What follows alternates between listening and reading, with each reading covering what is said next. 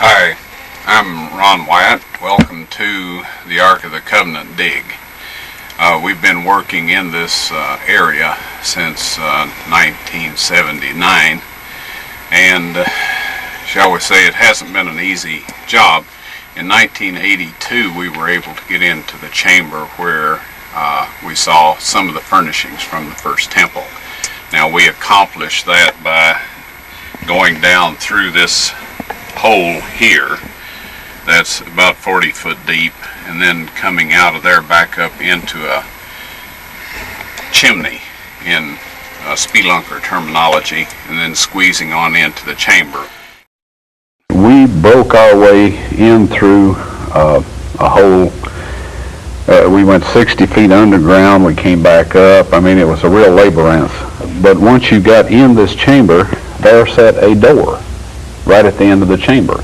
And the people that brought this thing in busted a chunk of stone loose, dug out from behind it, laid it down, cut a doorway out in there, carried this stuff in.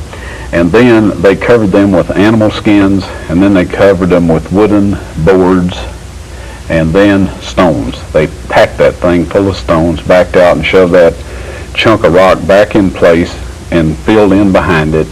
And today, from the outside, it just looks like a crack that an earthquake made, and there's a lot of those in that scarp. Now, if it were just simply getting into the chamber, we could do that.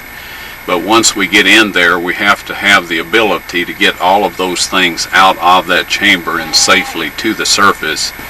So it's not like just treasure hunting where you go in and get whatever is there and take it out. We have to consider taking care of the objects that are beyond this wall.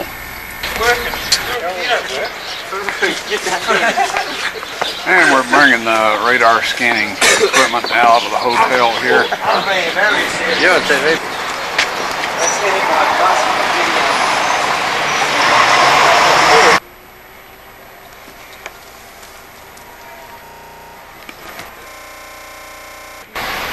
That's right, and take about a minute for the scan. Alright. Tell them to start.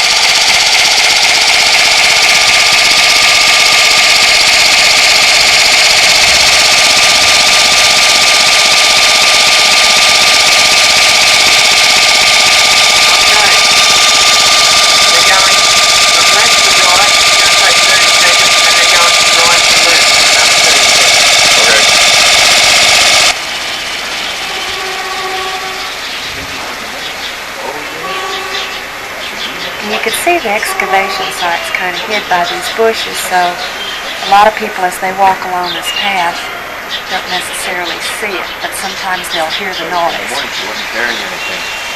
But noon when she went to lunch, she came back.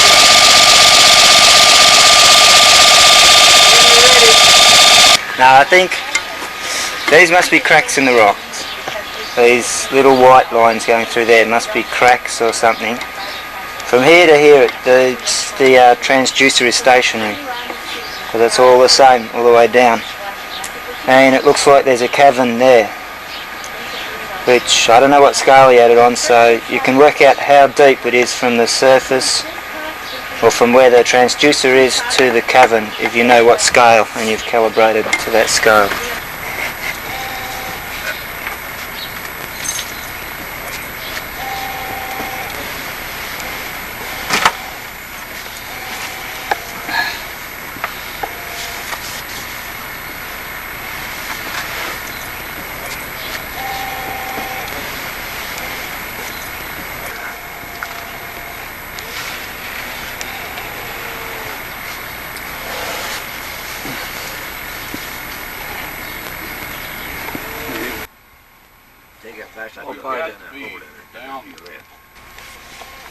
This is what, 40 feet down? Roughly, yeah. 44 feet down? Yeah. Old wall we found. Old digging down.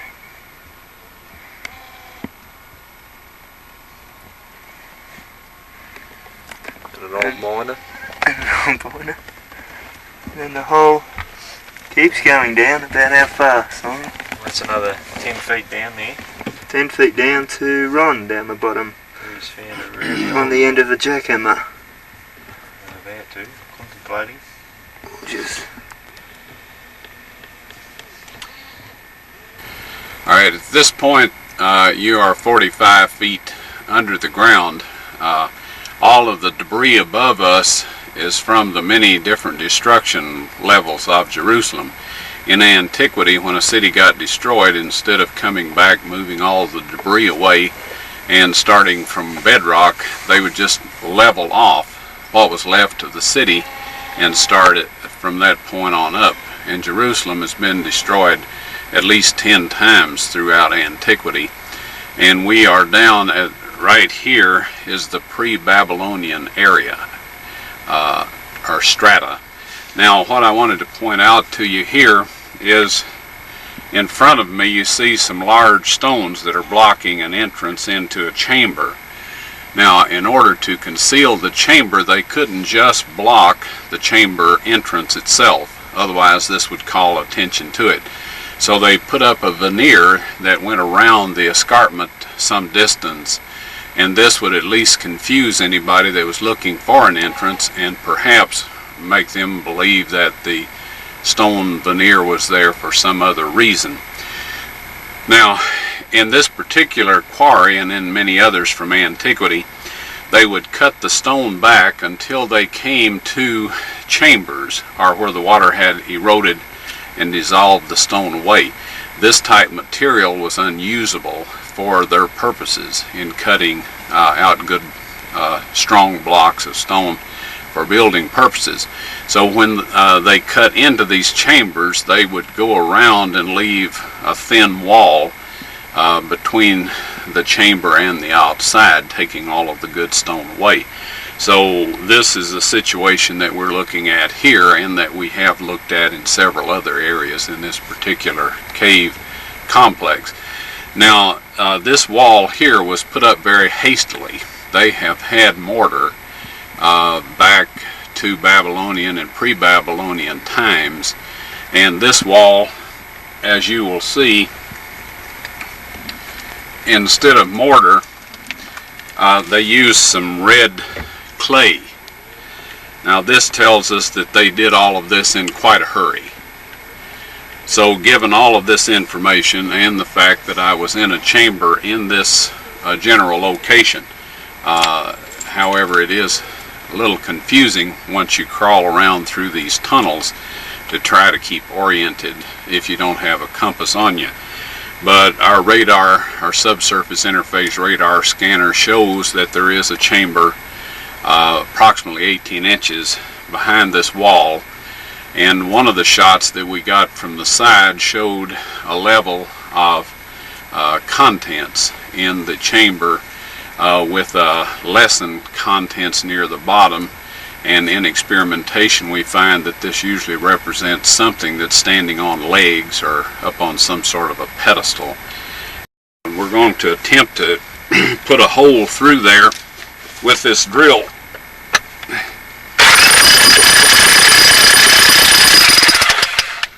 Alright, now as we're down here with a lot of debris over us, quite enough to bury us, and some future archaeologist, if time lasts long enough, would find our remains, that is too much vibration down in this area and would trigger earth slides, which we have experienced several of.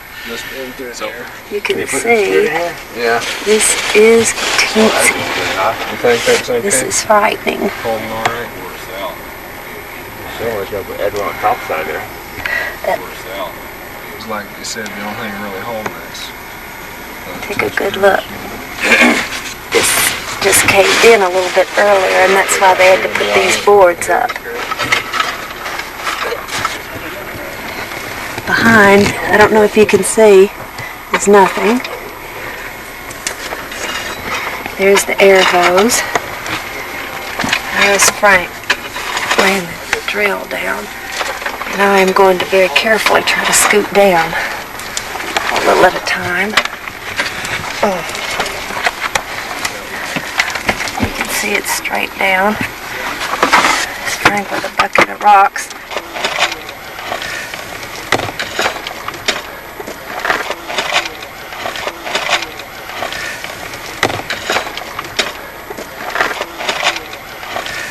Can you see the full depth of it over there where Bob is? Pretty far down in there. There's About another Bob. 4 feet. What is he doing down there, Frank? He's cleaning off, we hope, right to his right-hand side. The face of the cliff goes straight down, and we're hoping that that will be the chamber to the right if we can find our way into it through solid rock right there. You can't see it too well from where you're at, but it's been plain straight down.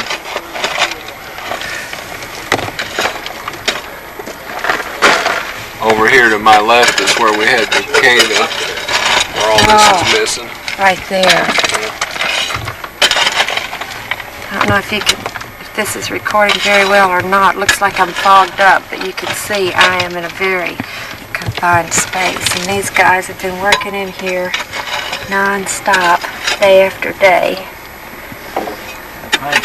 Probably try to find the entrance, because to use a jackhammer with all this loose material would be almost impossible. We've already had one cave in. Yeah. So we'll have to go for finding some way into it, if we can, like a door or some kind of an entrance to it.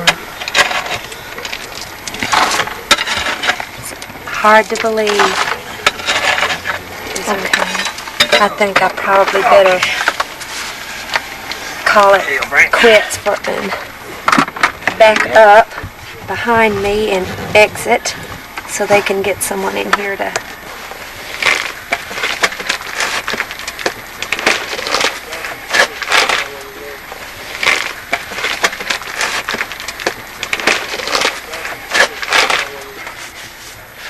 Okay.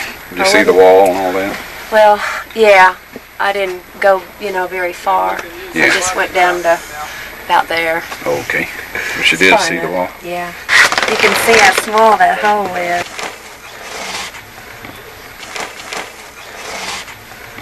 I don't know how they got in there. I could hardly get in there.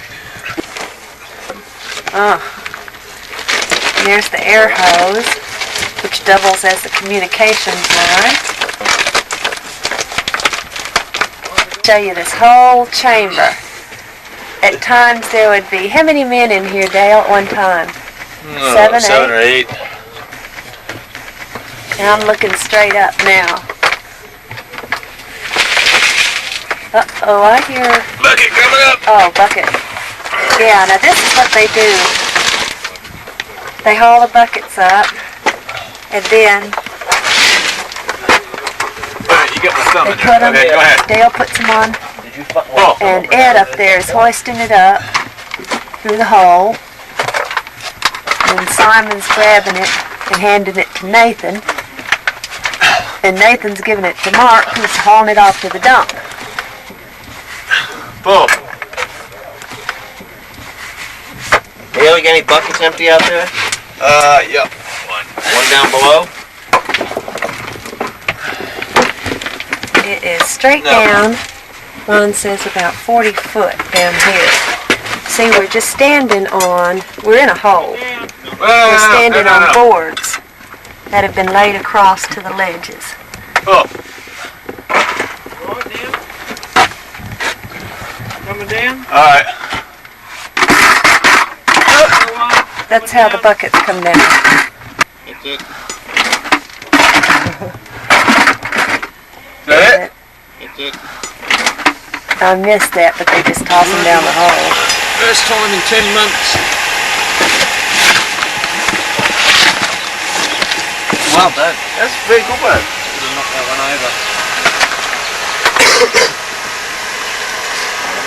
We're going to follow Mark over to the bus station.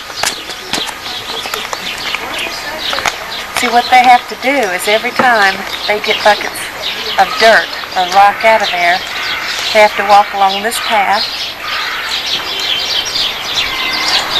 Now we're heading towards the bus station, where this morning they got tear gassed twice. And Ron was over here dumping rock at the time and got it full force.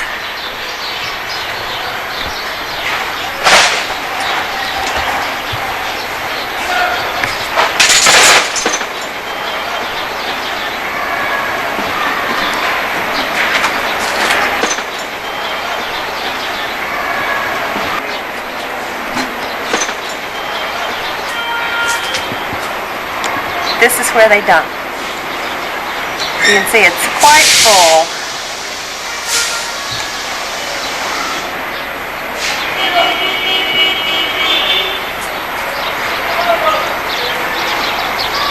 We're standing now at the edge of the garden tomb area where the bus station is, looking outwards in the direction of the excavation. Now, we're walking around. We're going to go up and look at the bus station where all the tear gas came from this morning.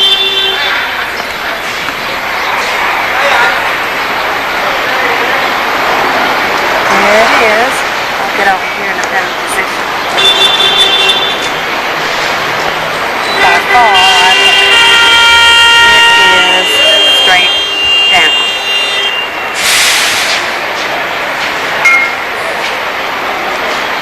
Now, right over here, you can see Golgotha, Skull Hill. There's Skull Hill, and you come along here where the wall is, down to where the excavation is, which is right there. We're looking right into the area that it is, right there. It's where Christ was actually crucified.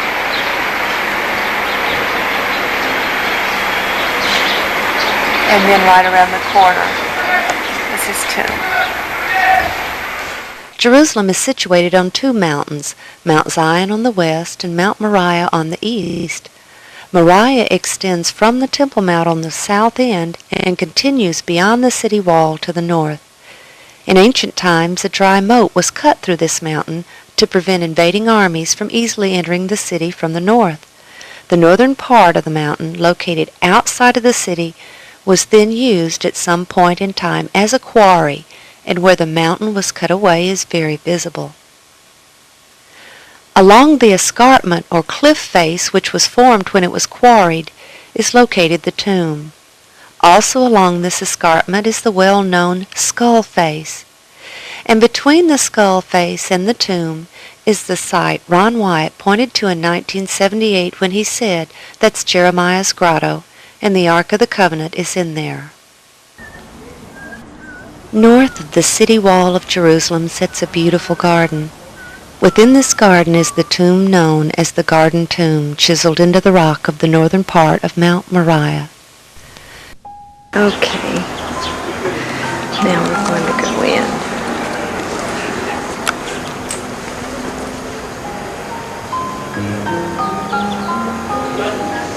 Here we can see inside of the tomb.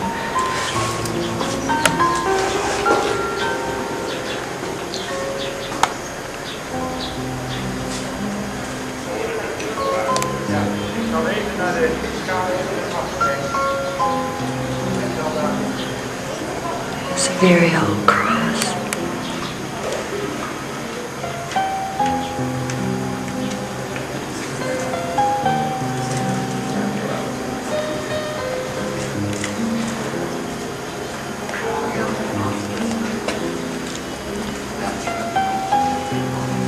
This one is just as it was originally carved out.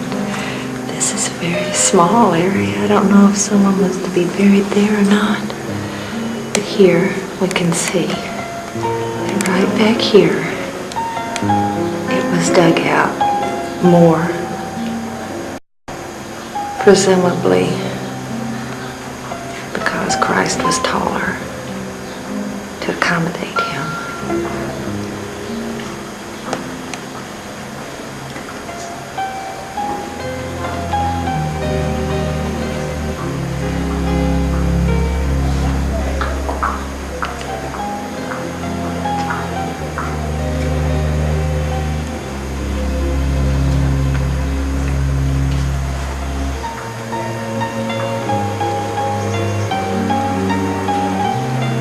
There's the air shaft.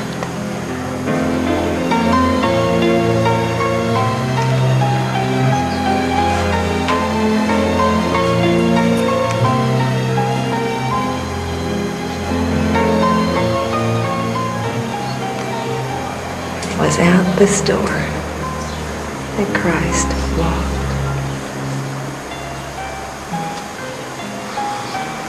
He walked on this floor.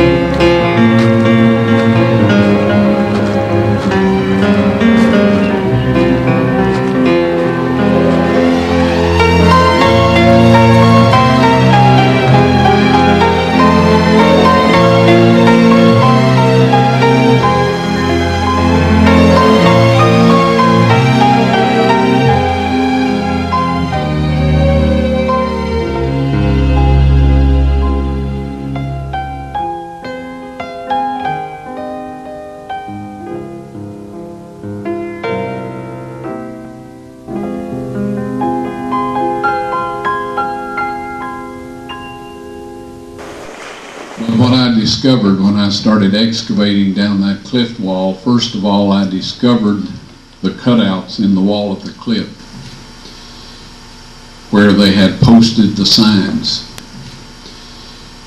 We painted, drew Jesus of Nazareth, King of the Jews, in the Roman and the Greek and the Hebrew languages, and we put them there, and we set this up to resemble what happened to Christ on the cross. Okay. Now the cross hole is actually right straight down below where we set this thing up.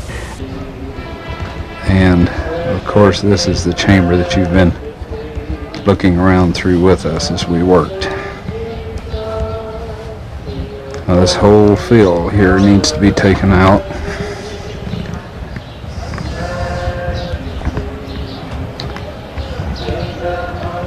Here we have niches. These are where the titles of the criminals that were crucified were placed, the name and what they were accused of. This is one right here, and then there's one right up there, and then of course there's one right under that rubble right there that we have filmed before. All of that needs to come out, and right back directly behind and under all of that rubble is a cross hole right directly below the center line of these niches. And then out from that is a first century Christian church, and the massive 13-foot 2-inch stone that sealed the sepulcher that Christ was buried in is affixed into the wall of that first century church that's buried on this site. And this then is the Calvary Scarp, or escarpment,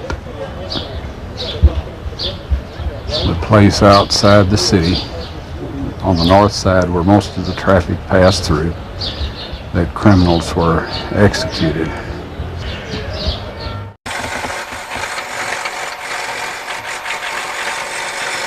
What an enormous amount of work this was, and the tremendous difficulties involved. The maze of tunnels seemed endless, as did the many tons of rock and rubble that was removed over the years of work there.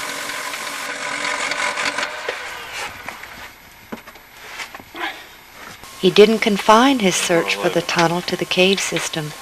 He believed for various reasons that it most likely had its beginning in Zedekiah's cave, the huge ancient quarry underneath the old city, carved out of the southern portion of Mount Moriah.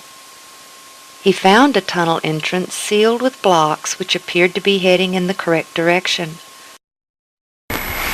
Now there's two things that are immediately apparent. One is from the color of that rock. This is the old water channel.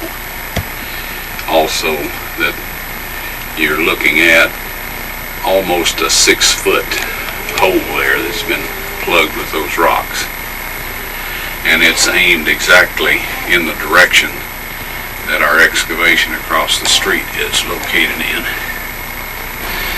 Now here's another thing that wasn't noticed. This rock right immediately to your left is part of a wall. This right here. See that stone, that stone, that stone, another stone below it. So this was double sealed. And whoever explored the cave in recent times broke through this one, but then they did not break through that second one. And we can assume that there's maybe some more baffles or blocked areas farther back.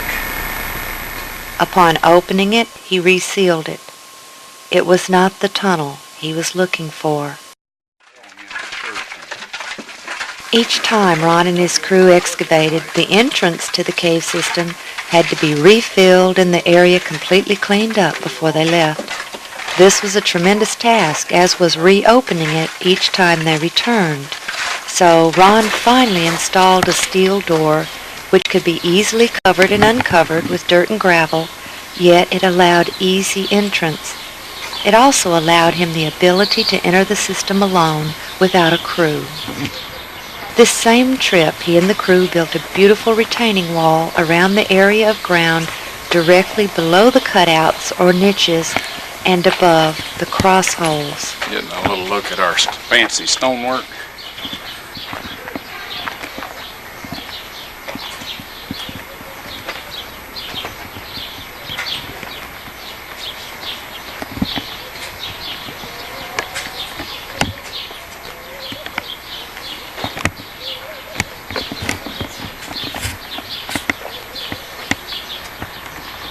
Ron continued to persist and spent every spare moment and every spare dime in his search for the tunnel. Perhaps it was inevitable that the day would come when he became discouraged. Someone uninvited showed up when he arrived to resume work there. In the following, as Ron relates what happened next, the camera battery died unexpectedly, which is why it is edited. And when I arrived at the Jerusalem Hotel, sitting on the front stoop was this medical doctor who said, "Ron, I'm here to help you." Well, bless his heart, he hadn't asked my permission or anything, said nothing, he just popped up. Well, that makes me rather unlikely to give him the combination to the vault, if you know what I mean. And so, anyway, I was convinced that one of my dumb mistakes had been too many and that God couldn't use me anymore. So he'd sent this fellow there so I couldn't work on the Ark of the Covenant. And he would have had to share my experiences in order to know what a crushing blow that was. See, I know I'm unworthy. And I thought, okay, finally you messed up and you're out of it. I said a little prayer. I said, Lord, I'm sorry. If there's anything I can help whoever you want to finish the job, just let me know and I'll do what I can. Well, I couldn't work on the Ark of the Covenant with that guy around, so we volunteered to clean the guard tomb. In the back part of it, there was about 100 years worth of garbage and one thing and another that had just been thrown back there over the years. So we hauled out of there something like 20 big truckloads of trash.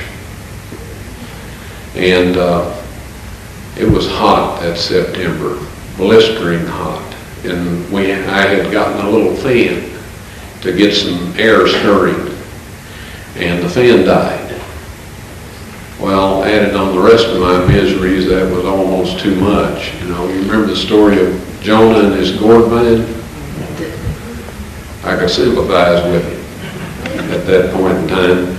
Anyway, I told everybody else, I said, look, just find you a shade somewhere and eat your lunches. And I'll try to fix the fan. So I just sat down on the sidewalk. Anyway, I was sitting down there working on this fan. And a voice said to me, God bless you and what you're doing here. So I looked up, and this being was up on this landing, the top of those stairs. Looked exactly like I figured Christ would have looked. And the outfit that he had on was not exactly like the Muslims wear today, but it was closer to that than it was anything else I had seen. So I said, "Are you from around here, sir?" And he said, "No." And I said, "Well, then you're a tourist."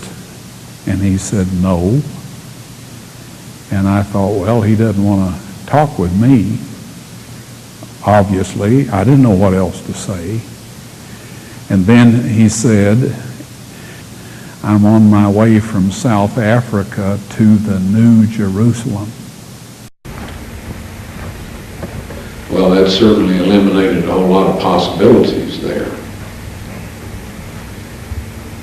Immediately that proved that he was a heavenly being. And I just sat there, didn't say anything, and he just continued to look at me. He said, "God bless you."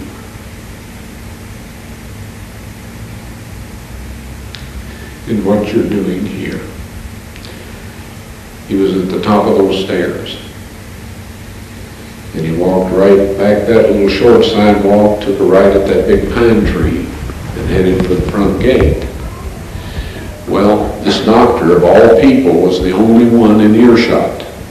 And he was back under some shrubs in the shade eating his lunch, and he piped up and he says, "Ron, do you suppose we've been talking with an angel?" And I said, "At least." Well, I worked with great enthusiasm for the rest of that day. When we left the garden tube, I asked the ladies in there, I said, "What did you think of that big, tall man dressed in ancient Jewish garb?" They looked at me kind of funny. And they said, "There's been nobody in here like that today." And then one of them said, "Well, Mr. Wyatt, there's never been anybody in here like that." So somewhere between where he turned right past that pine tree and before he got to the office, he went on to the New Jerusalem.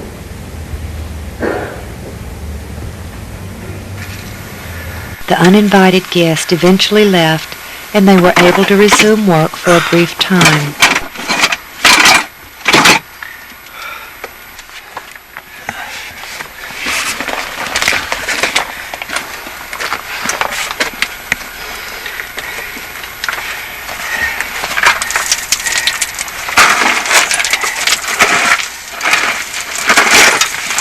At this time, Ron made the following discovery.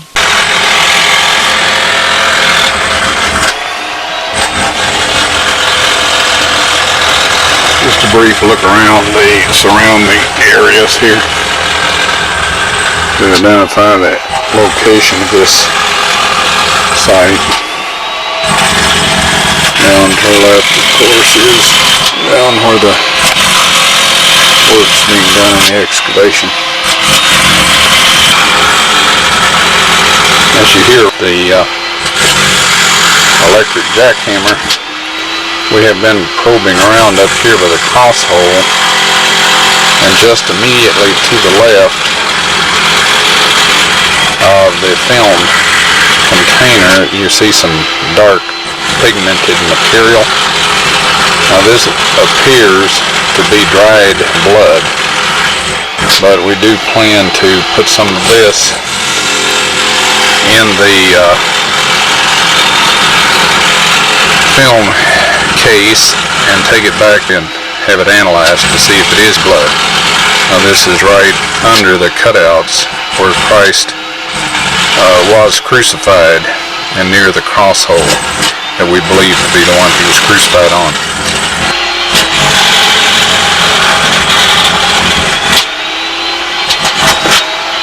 There, right at the very tip of the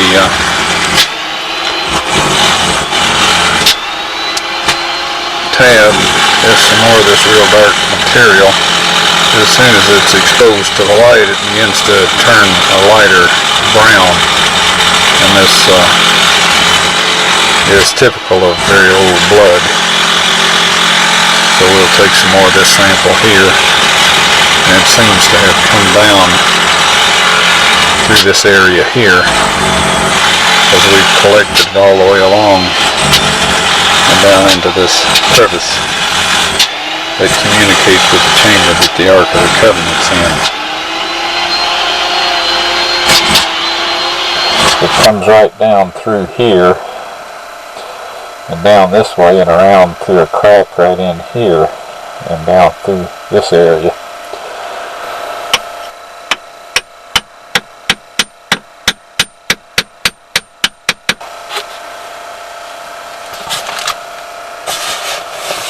Anyway, I have several samples of it that I have taken. For many years the specimen sat untouched. Then in 1996, when Ron was in Great Britain, Richard and Elizabeth Reeves and their sons came to Nashville to our home. Richard had a new, unique, and very powerful microscope he wanted to show us. Leviticus 17:14 informs us that the life of all flesh is the blood thereof. Once again, scientists are finding out that the truths of Scripture are far more literal than they ever imagined. Tiny particles have been discovered in blood that are seemingly indestructible. These tiny particles are less than 1/10 of a micron in size, and while they cannot be seen using standard medical microscopes, new methods of microscopy have been developed which makes it possible to see them in their living state. The French scientist Gaston Naessens designed special microscope components that would allow him to see these particles, which he entitles somatids, meaning the body that creates. Through experimentation, Professor Naessens found that these somatids contain genetic material yet to be fully understood by the scientific community. They are polymorphic in nature, growing from stage to stage, and are unaffected by high temperatures, extremely toxic chemicals, or even nuclear radiation. Professor Naessens believes these somatids to be subcellular living and reproducing entities, the precursor of DNA, and that they may be the building blocks of life. About 6 years ago, I learned about these particles as a result of some research that I was conducting, which was totally non-related to archaeology. At that time, I was using a standard medical microscope, and while I could not see these particles, I knew they had to be there. I began to develop my own microscope patterned after the design of Professor Naessens. What you see behind me is that microscope in its latest stage of development. The microscope employs an extremely bright xenon or mercury light source, which can be combined with tungsten light. The light is directed across the microscopic specimen rather than on or through it in what is known as a dark field configuration. The light reflecting off the object is transmitted through the microscope and is magnified over 1,000 times. The image is then captured by a sensitive CCD camera and transmitted to a monitor for viewing at screen magnifications of up to 30,000x. Under these conditions, the tiny living particles can plainly be seen against a dark background. In 1996, my family and I made a trip to Nashville to visit the Wyatts. I brought along the microscope, which at that time was somewhat portable in its early stage of development, and set it up in the basement of the Wyatt's house. One evening, Mary Nell Wyatt asked me to take a look at some material from a burial cave to see if these tiny particles were present. Without my knowledge, one of the samples was actually the blood sample that Ron had taken from the Ark of the Covenant dig. The sample was placed under the microscope, and as the specimen began to come into focus, thousands of tiny particles, somatids if you will, became plainly visible. At that time, Mary Nell, who was standing behind me, began to weep. As I turned around and saw the expression on her face, I realized immediately that the sample we were looking at was actually the sample that Ron had found to be the blood of Christ. Okay, Mary Nell's going to take the sample and mix it with sterile water.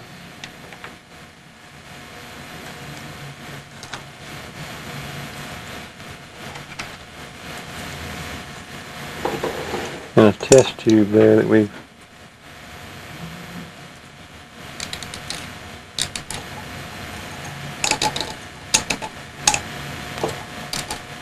that'll be enough. Okay.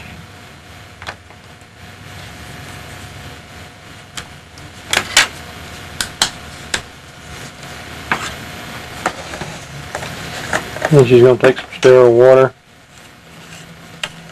and put a little bit, just some drops, all we need, Mary Nell. And then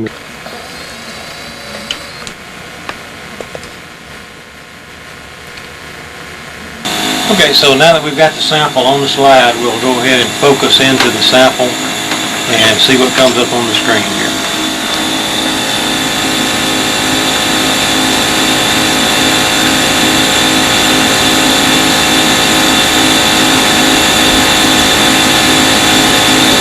And there they are, thousands of living particles, less than a quarter of a micron in size.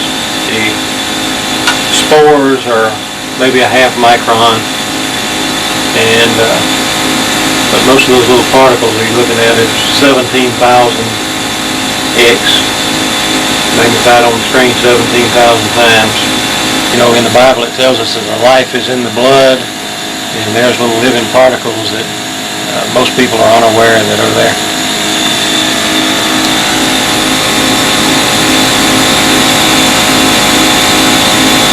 And this is the same thing we see in living blood. The scientist in Canada says that these things never die. The blood may dry up, but these things, he says, they're indestructible, and he says they are the basis of life.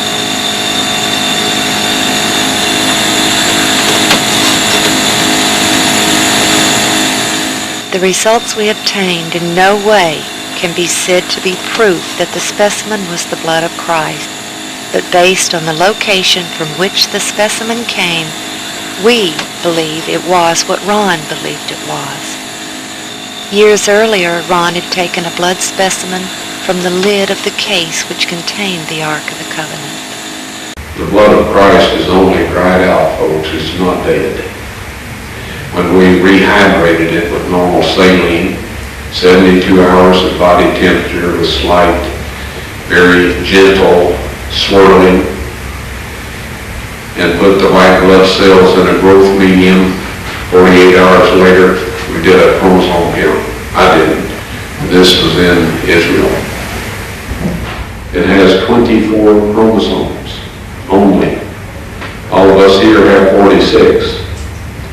Unless, there's a couple of genetic anomalies that make that different. But Christ received 23 from his mother and one Y, sex determining factor, from his father, who was not a human father. Because had he received that from a human father, it would have been accompanied by 22 autosomes. Now what this basically means is that his height, his eye color, his hair color, and all of this was supplied from the genes of his mother's gene pool. However, Mary and Joseph both descended from David, but none of us have 24 chromosomes. Well, they knew. They told me before when I asked them to perform this investigation, that dried blood, you can't get a chromosome count on it because the white blood cells have to be alive and well in order to do that. You can get DNA, you can get some other things, but you can't have a chromosome count.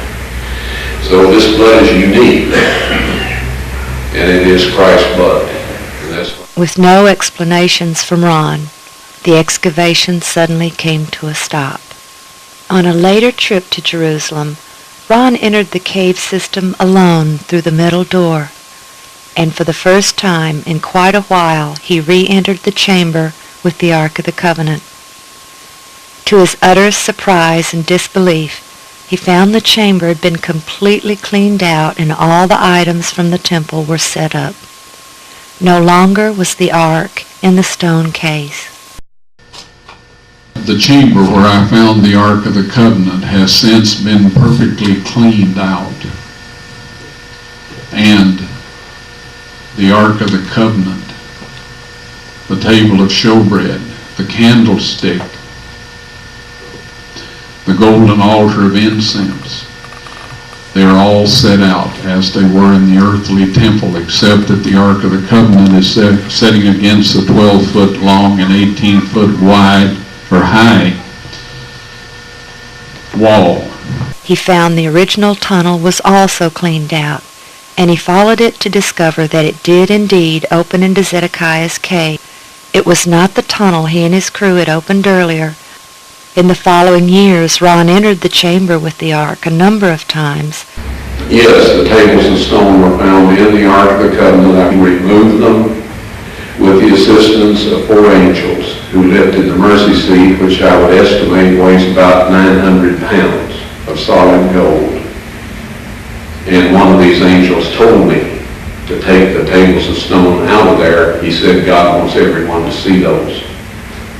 And so I took them out, backed up, stood there, frozen in place, and I just can't describe my physical state or mental state or anything else. If I didn't have some physical evidence to prove it happened, I'd think I had a dream or something. But anyway, they're on a stone ledge right in the same chamber. That's where the angel put them after I handed them to him. I didn't know what to do with them. And I was told that these are to be presented with the blood evidence when the mark of the beast law is passed or enforced. Now, I know everybody wonders about what it is, the mark of the beast. You've heard all kinds of rumors, stories, and all this. I'll tell you quick and simple. If you keep the 10 Commandments that God wrote upon those tables of stone, and about which he says in Psalms 89:34, those of you that are writing down text, you'll want this one. He says, my covenant will I not break, nor alter the thing that has gone out of my lips. He spoke the 10 Commandments from the mountaintop. He wrote them in stone, and he says, nothing will change. Right? If you keep that law, you will receive the seal of God. Soon there will be a set of man-made laws. These man-made laws will require that you break God's 10 Commandments. Christ said of the Pharisees, for it is in vain that they do worship me, teaching for doctrines the commandments of men. If you keep those man-made laws and break God's 10 Commandments, you will receive the mark of the beast. The blood of his Son on the mercy seat at the Ark of the Covenant. Now the mechanics of that, how it happened, is in Matthew chapter 27 verses 50 through 53. It says, when he had cried again, he died. The veil of the temple was rent in twain from top to bottom. Then the earth shook and the rocks were rent and the graves were opened. When the rocks rent, the cliff behind where Christ was being crucified split all the way down, right past the left side of the cross hole and down into the chamber where God had hidden the Ark of the Covenant some 600 years before. And when the centurions pierced Christ's spleen and probably the left ventricle of the heart, depending on how deep the thrust went, the blood and the platelets and serum gushed out and went down through that crack onto the Ark of the Covenant, 20 feet below, and fulfilled, ratified, if you please, the old and the new covenant. And at that moment, you and I were bought with a price, as was everyone else on this planet, if they will only take advantage of what was done for them. What Christ did was enough to redeem every man, woman, and child that has ever been born on planet Earth. The tragedy is that so few avail themselves of that wonderful gift. Now, the next morning, and this is in Matthew chapter 28, it says, the angel descended to roll back the stone, and there was a great earthquake. I believe that God closed the crack at that point in time because there's no evidence of any surface water, rain, or dirt, dust, anything else having fallen through that crack other than just the blood of Jesus. And there it remained for almost 2,000 years. But the ark was sitting there 600 years before the blood actually went on it. Appreciate the time y'all have shared with me here.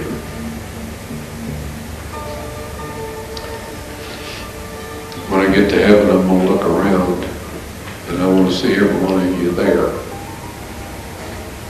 You can make it with God's help. Please, don't let all of that go to waste. Please, take advantage of that wonderful opportunity.